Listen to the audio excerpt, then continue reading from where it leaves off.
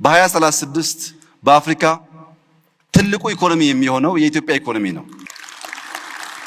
ይሄን ለማመን የሚቸገሩ በርካታ ሰዎች እንዳሉ እገምታለሁ። አልፈርድባቸውም።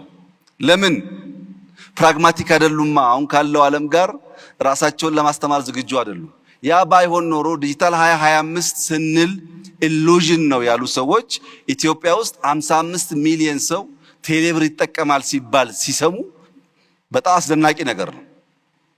ፋይዳ የሚባል ዲጂታል አይዲ የዛሬ 5 ዓመት 10 ሰው የሌለው ዛሬ 30 ሚሊዮን ሰው አለው ሲባል ተአምር ነው።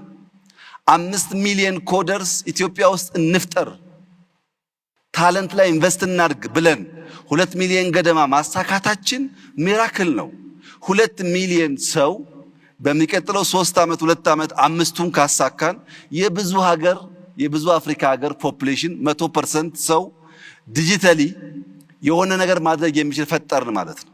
ለዚህ ነው በአፍሪካ አንደኛ ምን ሆነው ነገ ላይ ኢንቨስት አድርገን ነው። ዛሬ ባለው ሁኔታ ብቻ አይደለምና ተባብረን ኢትዮጵያን ከድህነት የምናወጣ ከችግር የምናወጣ መልኳን ውበቷን የምንገልጥ ሰርተን በታሪክ የምንታወስ ሰዎች እንድንሆን በመደመር እሳቤ በጋራ ሀገራችንን እንድናለማ አድራላችሁ ፈልጋለሁ።